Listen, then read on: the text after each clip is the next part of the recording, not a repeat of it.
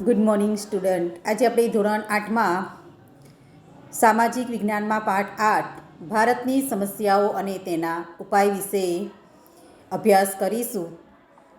બાળ મિત્રો, ભારતની સૌથી જટિલ સમસ્યાઓ હોય તો એ વસ્તી વધારો છે.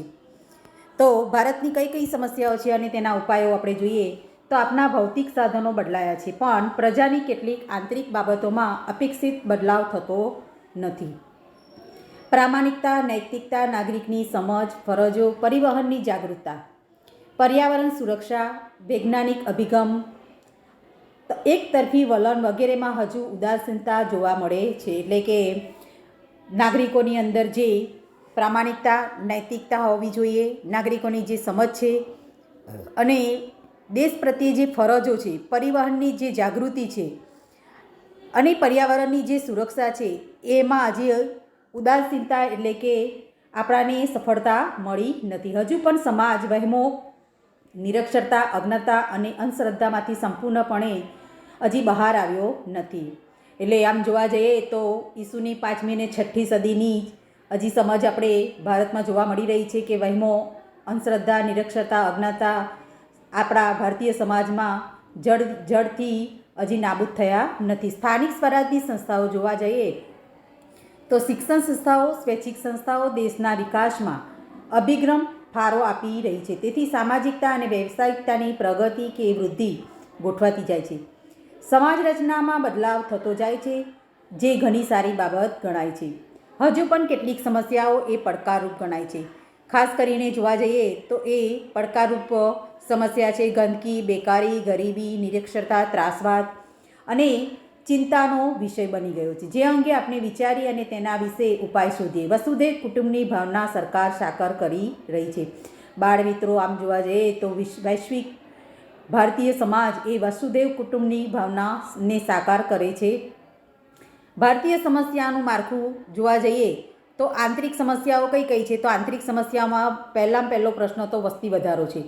પછી આવે છે નિરક્ષરતા, મોંઘવારી, ગરીબી, બેકારી અને શહેરીકરણ, સાંપ્રદાયિકતા અને ભ્રષ્ટાચાર, પોતપોતાના ધર્મનું માન એટલે કે કોઈપણ ધર્મને પોતાનો બહાવો આપવો અને ભ્રષ્ટાચાર છે. બીજો છે આતંકવાદ અને પ્રાદેશિક સમસ્યામાં જોવા જઈએ તો ભાષાવાદ અને પ્રદેશવાદ.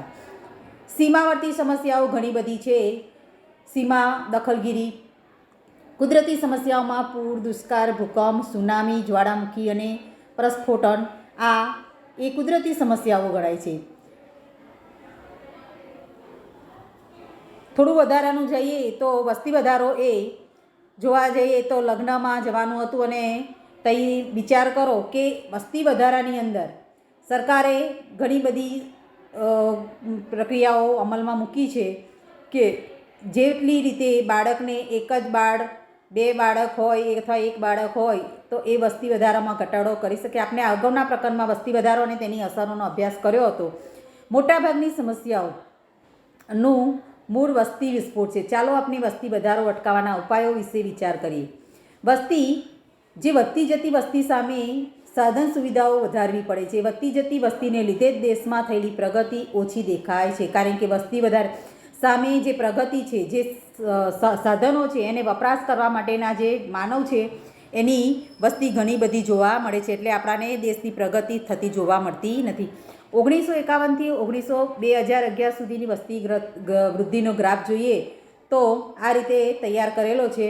1951માં 13.60 અને 2011માં જોવા તો 121.1 કરોડનો ગ્રાફ ઊંચો ગયો છે. ભારતમાં 2001ની વસ્તી ગણતરી મુજબ 102 કરોડ જેટલી વસ્તી હતી, જે આજે 2011માં જોવા જઈએ તો 121 કરોડ જેટલી જોવા મળે છે. એટલે કે 18.14 કરોડનો એમાં વધારો થયેલો જોવા મળે છે. વસ્તી વધારાના લીધે કેટલીક માનવ સર્જિત સમસ્યાઓ પેદા થાય છે, જેમ કે પર્યાવરણીય પ્રદૂષણ, વસ્તીની ગીચતા, રહેઠાણ, પાણી, ખોરાક, તબીબી સેવાઓ અને શિક્ષણ, રોજગાર, બેકારી, ત્રાસવાદ, ભ્રષ્ટાચાર વગેરે જેવી વસ્તી વિસ્ફોટ રોકવા માટે સરકારે નિયંત્રણકારી પગલાં લેવા પડ્યા છે અને એ માટે સજાગ પણ થઈ રહી છે, પરંતુ હજી એમાં સફળતા મળી નથી. ઉપાય જોઈએ તો આજે સમાજમાં નિરક્ષરતાનો લાભ ઉઠાવવાના ઘણા કિસ્સા જોવા અને જાણવા મળે છે. માટે નિરક્ષરતા એક કલંકરૂપ છે, જેને દૂર કરવા માટે ઘણી યોજનાઓ હાથ ધરાઈ છે. બેટી પઢાઓ, બરાબર. તો તમે આવી બધી જે સૂત્રો છે સાંભળ્યા હશે, સરકાર દ્વારા રજૂ કરવામાં આવેલા છે. જેમ કે 6 થી 14 વર્ષનું જે બાળક છે એને મફત શિક્ષણ અને સાર્વત્રિક શિક્ષણ મળી રહે એ માટે સરકારે શિષ્યવૃત્તિ, મધ્યાહન ભોજન, પૂર્વ પ્રાથમિક શિક્ષણ અને જે કન્યા કેળવણી છે એને લગતી યોજનાઓ, જે આશ્રમ શાળાઓ પણ સ્થાપી છે. અને વિદ્યાદીપ યોજના, આદર્શ નિવાસી શાળાઓ, નિરંતર શિક્ષણ અને હવે તો 2009ની જે આરટી એટલે કે રાઇટ ટુ એજ્યુકેશન એટલે કે શિક્ષણ પ્રાપ્તિનો હક સૌને છે એ અમલમાં મૂકેલો છે. સરકાર દ્વારા તો ઘણી કામગીરી હાથ ધરવામાં આવી છે કે મફત બાળકને 6 થી 14 વર્ષના બાળકને મફત અને ફરજિયાત શિક્ષણ આપવામાં આવે, બાળકને શિષ્યવૃત્તિનો લાભ મળે અને ત્યાં જ બાળક મધ્યાહન ભોજનની પણ વ્યવસ્થા કરવામાં છે. ત્યાં જ નાસ્તો કે જમણવાર થતો હોય છે. પૂર્વ પ્રાથમિક શિક્ષણ અને કન્યા કેળવણીને ઉત્તેજના આપવામાં આવી છે. સાથે સાથે વિદ્યાદીપ જેવી યોજનાઓ છે અને આદર્શ નિવાસી શાળાઓ છે, ત્યાં રહી શકે છે બાળક. અને નિરંતર શિક્ષણ અને હવે તો આરટી એટલે કે રાઇટ ટુ એજ્યુકેશન જેવા હકો અમલમાં મૂક્યા છે. સાક્ષરતાની અને નિરક્ષરતાની શોધો જોવા જઈએ તો અહીંયા સાક્ષરતાની ટકાવારી 1971માં 36.95 હતી અને 2011માં સાક્ષરતાની ટકાવારી 79.13% જોવા મળે છે. જીવન જરૂરી વિવિધ વસ્તુઓ અને અન્ય ચીજોના વધતા ભાવને સામાન્ય રીતે મોંઘવારી કહી શકે છે. બાળ મિત્રો, વસ્તીને પૂરો પાડવા માટેનો જે પુરવઠો છે, જથ્થો છે, એ વસ્તીને પૂરો થતો નથી. ત્યારે આવી મોંઘવારી અને સામાન્ય રીતે જે ચીજ વસ્તુઓ ઘણી બધી મોંઘી થતી જોવા મળે છે. દૈનિક જરૂરિયાતની કેટલીક વસ્તુઓના ભાવ વધારાની વિપરીત અસર જનજીવન જોવા મળે છે. એમાં કેટલીક મોંઘવારી એ આમ પ્રજા માટે સિરદર્દ સમાન બની ગઈ છે. દિવસે દિવસે વધતી જતી વસ્તી અને જે સંસાધનો છે એ પણ હવે ધીમે ધીમે લુપ્ત થઈ રહ્યા છે. એના કારણે મોંઘવારીમાં ઘણો બધો વધારો થઈ રહ્યો છે. મધ્યમ વર્ગ કે મર્યાદિત આવકવાળા લોકો માટે જીવન વ્યવહાર એ ચલાવવો ઘણો કઠિન બનતો જાય છે. મોંઘવારીની અસર આમ પ્રજાને વેઠવી પડે છે. ખાસ કરીને મોંઘવારીનો સામનો કરવા માટે મધ્યમ વર્ગ અને ખાસ કરી જે મર્યાદિત આવક એટલે કે જે રોજિંદુ મજૂરી માટે જતા હોય એવા લોકો માટે આ સમસ્યા ઘણી બધી ગંભીર સમસ્યા બની છે. જીવન ધોરણ નિમ્ન બનતું જાય છે. મોંઘવારીનો મુકાબલો કરવો અને એને મુશ્કેલ બની જાય છે. દૈનિક જરૂરિયાતની વસ્તુના ભાવ વધવાથી વસ્તુ પણ તેના વિના ચલાવી લેવું પડે છે. ઘણી વખતે આપણી જરૂરિયાતોને આપણે પૂર્ણવિરામ પણ આપી દેવો પડે છે. તો આ રીતે મોંઘવારી આપણે દરેક સમાજ, આજે તમે જો કે ભારતીય સમાજમાં આ મોંઘવારી એ ભરડા ઉપર બેઠેલો જોવા મળે છે. ઉપાય જોઈએ તો કાળા બજાર, સંગ્રહખોરી, વસ્તી વધારો એ મોંઘવારી માટેના જવાબદારના પરિબળો ગણાય છે. તો તેને રોકવા માટે નાગરિક તરીકે આપણે શું કરી શકીએ? કરકસર અને સમજદારીપૂર્વક જીવન વ્યવહાર ગોઠવવો જોઈએ, એ જ એનો ઉપાય હોઈ શકે છે. કારણ કે કાળા બજાર, સંગ્રહખોરીઓ અને વસ્તી વધારો એ મોંઘવારી માટેના મુખ્ય પરિબળો ગણાય છે. પરંતુ આપણે પણ એમાં સાથ સહકાર આપવો જોઈએ. બીજો મુદ્દો છે ગરીબી.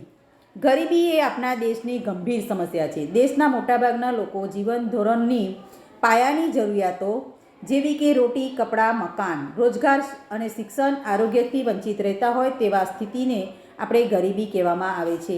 બાળ મિત્રો, 1-2 વાક્યના પ્રશ્નોની અંદર પૂછાય કે ગરીબી એટલે શું? જેમાં જીવન ધોરણની એટલે કે પાયાની જરૂરિયાતો આપણે જે રોટી, કપડાં ઓર મકાન અને રોજગાર, શિક્ષણ, આરોગ્યથી આપણે વંચિત રહેતા હોય તેવી સ્થિતિને આપણે ગરીબી કહી શકાય. ગુજરાતમાં હાલ ગરીબી રેખા નીચે જીવતા લોકોનું પ્રમાણ 14.7% જેટલું છે.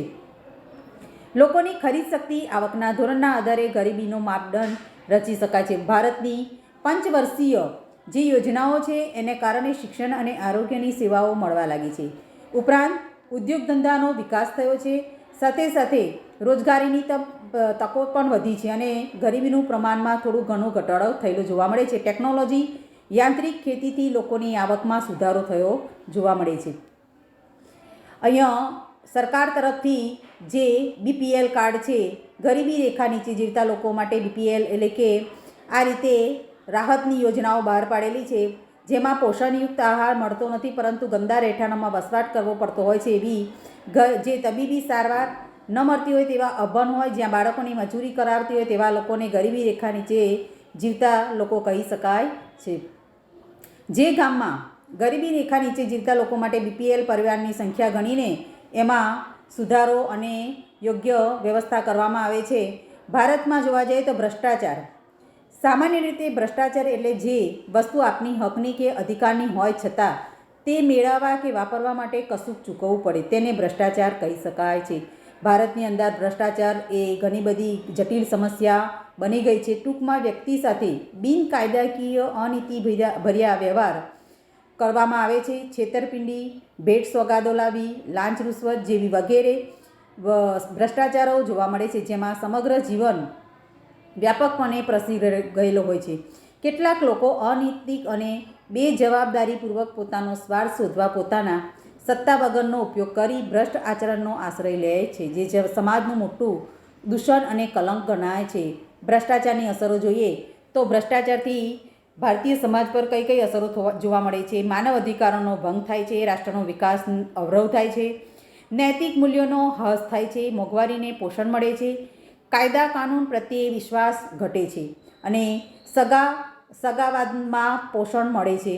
માનવીય વિશ્વાસ અને શ્રદ્ધા ઘટે છે. બાળમિત્રો, ભ્રષ્ટાચારથી આ બધા દેશના વિકાસને અવરોધરૂપ પરિબળો ગણાય છે. તો ભ્રષ્ટાચારને રોકવા માટે કયા કયા ઉપાય કરી શકાય છે? ભ્રષ્ટાચારના દૂષણને દૂર કરવા 1988થી ભારત સરકારે કાયદાની જોગવાઈ કરેલ છે. લાંચ રૂશ્વત વિરોધી બ્યુરોની રચના, જે ભ્રષ્ટાચારની તપાસ કરે છે, નાગરિકોને આ સમસ્યાઓનો ઉકેલ માટેનું શું આપે છે? માર્ગદર્શન આપે છે. તમારે કોઈપણ જાતનો કંઈ પણ અન્યાય થયો હોય તો આ તમે લાંચ રૂશ્વત વિરોધી બ્યુરોની અંદર આ કાયદાકીય રીતે અપીલ કરી શકો છો અને એનો તમે લાભ લઈ શકો છો. બાળમિત્રો, ફરીના પિરિયડમાં આપણે નેક્સ્ટ મુદ્દા વિશે ચર્ચા કરીશું. એક સંદેશ, એના વિશે ફરીના પિરિયડમાં ચર્ચા કરીશું. આ પિરિયડ આપણે અહીંયા પૂરો કરીએ છીએ.